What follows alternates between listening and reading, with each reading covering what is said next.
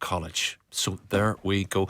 That might all interest the next guest, our final guest this half, who is of course Professor Kevin Curran, our technical and digital stuff. Kevin, a modern student needs to be equipped. There's no point going in like you and I maybe did back in the day with just a pile of books and learning the essay and chomping it out, word for word and trying to remember. It's a very different world, and that's the kind of world that every student is, that your students are living in every bit as much. It is indeed, because many times we discuss, wouldn't your kids be better off if they didn't have any connection to any device, any tablet, anything else? But which in the ideal world, yes, they would just watch Lassie on repeat and and the Teletubbies. But unfortunately, the first day in college, we would say, please submit it as a PDF and convert it and upload it to here and do this and whatever, and they would be lost. So in other words, you need some technical skills to excel in the modern world. Okay, that's amazing. Kevin, today, though, we're looking at Amazon. I didn't feel it right, and I'm not upset if Amazon goes down because he's got that much money, that boy. And he's all over the politics, which is another one for a different day. But Amazon goes down and the world feels it, right? And what happened this week? In the simplest of terms, what happened this week? There was a technical failure with the kind of database which had metadata, which obviously uses a control plane, but there was a DNS server, which is where when we type in Microsoft.com, it gets translated into numbers because IP addresses are in numbers, and that's how the internet works. And all of a sudden, the database couldn't be reached from internally to Amazon. And of course, Amazon have 30% of the cloud market. Their 50% of the operating revenue profits were from Amazon Web Services. They came up with this. So if online is a supermarket, yes, Amazon has half of the world's supermarket. It has 30% of the cloud, and many more. God. Some of the big, like for instance, Netflix runs on Amazon Web Services, but Netflix did not go down yesterday because they would have had it done in multi-region. The failure happened in Virginia, which is their oldest. So they weren't attacked; it was internal. No, it was internal. It was just a misconfiguration, and so therefore, people who were affected didn't have multi-region failover, where when that goes down, it would have automatically routed to another region, which Amazon again are all around the world. Because when we type in generally a web address here, we get routed to a European, English, British server, and the Americans would get your IP request is routed to the nearest server because less hops, faster response. So there's a storm in California. The lights went out. You got to have candles. You're kind of at the mercy of it's only when they go down like this, Kevin, a lot of people, and like you're talking Snapchat, Roblox, Signal, Duolingo, these are all owned by Amazon. Totally. So if the mothership has a problem, you're at the mercy. And they kind of stumbled on that. Amazon set out, of course, to be an internet bookseller, and then, of course, it was kind of natural they would go into goods. But they realized that there were obviously an internet presence from the start, internet company, and then they had to build out their infrastructure, and they realized then how hard it was. And then they had a guy called Andy Jassy had the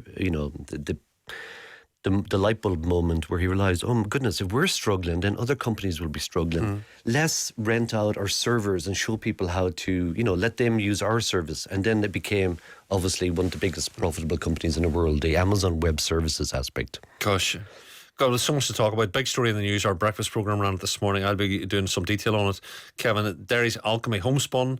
John on the team on the Waterside Lottery. The Alchemy acquired by a $30 billion Japanese tech giant. I mean, it's a huge story. But I mean, people will be saying, I'll be talking to John. I was in contact with him this morning. People saying, but that's John's baby. That's a Waterside story. That's a Derry story. And now it goes global. Are we at their whim? Kevin, what do you read when you see a move like that? A success story for John, of course, from the Waterside. John Harkin. Yeah, John Harkin, a great guy. And Alchemy are a wonderful employer. I've had two of their staff in during the week speaking to my students, and they really treat their staff very nicely.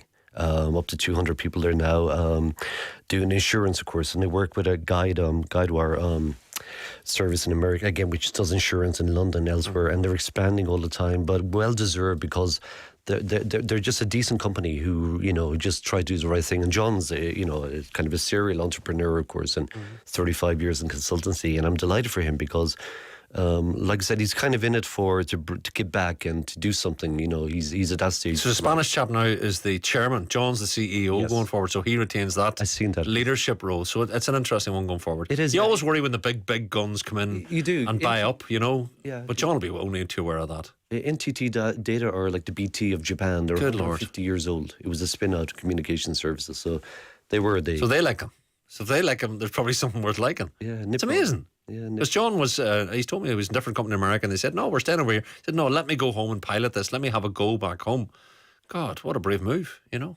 Could have been anywhere. Could have been anywhere in the world. It could have been, yes, thank goodness. And he's in a great location, Edmonton, of course, near the train station again. Well, that's a big story today. Kevin, I must draw you just finally today on, the Apple valuation of $4 trillion. No, don't start me there. Anyway, Mr. Musk, we could talk about him, but we'll not. Football manager. Let's get real, Kevin. Football manager 26. Finally, the women and girls get a look in here. Proper order. They do. It's a huge game. Again, just like Grand Theft Auto, but most players seem to have Football Manager, most young people. It's an astonishing game. You wouldn't believe that, because I remember living with a family in the Bogside, the Walker family, and Martin was 17 at the time, and he was playing for Derry City Reserves. So he was 17, playing for Derry City Reserves, and the edition of Football Manager at that time would have been, I was living with them, the Football Manager 2000, 25 years ago. He was named because he played one game in the Irish League, and they have 800,000 footballers and managers and coaches in their database alone, nearly 1 million. The attention. So your team, you can pick any manager, any player. Exactly. And see how they If you perform. ever played at any level, any game that's professional. So you can have Haaland up against the young fella from the your Bogside. name will appear there, So, straight away, of course, those million Anyway, just in 30 seconds, Kevin, women and girls now included. for the first time ever, you can choose to play, a women's soccer team and choose the league there as well. So. Incredible. Football Manager 26, folks, and your interest is out on the 4th of November, ladies especially, girls, young women. Kevin's coming with us, folks, the best part of the next 7 or 8 weeks. We're so ridiculously well lit, as they say, when it comes to digital advisors in this programme. And my thanks to Professor Kevin Curran. Folks, I'm back in 10 minutes. I want to talk about the cemetery. Let's get to the facts of now. The city cemetery is all but full, and the latest on the move to Millennium. I'll be back in 10 minutes. It's 1 o'clock.